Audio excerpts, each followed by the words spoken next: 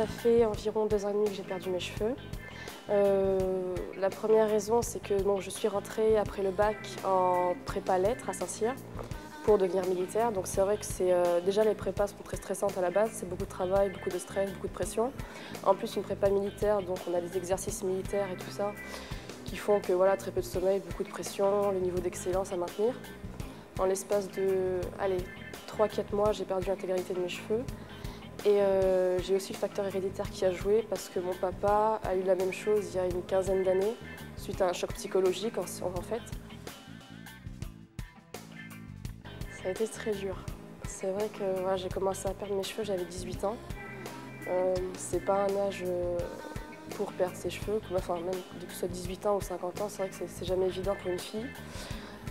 Petit à petit, on voit les plaques qui s'élargissent jusqu'au jour où on se dit de toute façon ça sert à rien de continuer d'espérer, tout va tomber, donc jusqu'au jour où on finit par se raser la tête parce qu'on sait que ça sert à rien.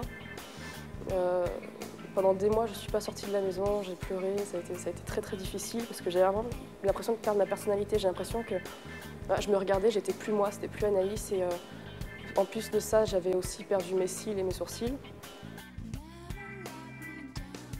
Non, c'est vrai qu'au jour d'aujourd'hui, je vis la maladie relativement bien, mais je suis incapable de sortir, ne serait-ce qu'avec juste un chapeau ou juste un foulard, ou même comme ça, parce que voilà, c'est le regard des gens encore. Moi, par rapport à moi-même, je le vis bien, je me regarde dans le miroir, j'ai plus aucun souci, mais c'est vrai que même auprès de mes amis, je vois parfois certains encore de la pitié dans le regard, et pourtant ce sont mes amis, donc je sais que c'est pas méchant, donc voilà, je veux pas sortir comme ça dans la rue, parce que les gens jugent facilement.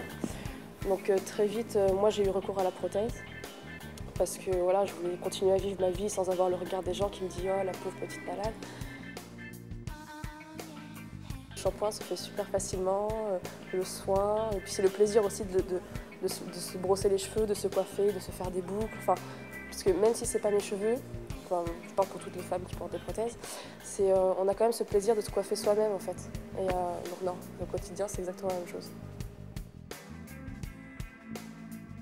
La chevelure en elle-même, c'est vrai qu'elle est très agréable à porter au quotidien.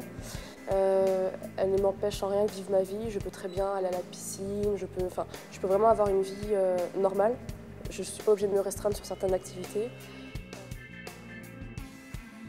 Moi, je leur dirais de ne pas avoir peur. Franchement, moi, j'appréhendais le phénomène.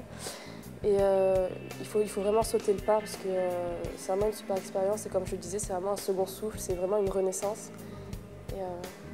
Et voilà, il faut le faire, vraiment il faut le faire.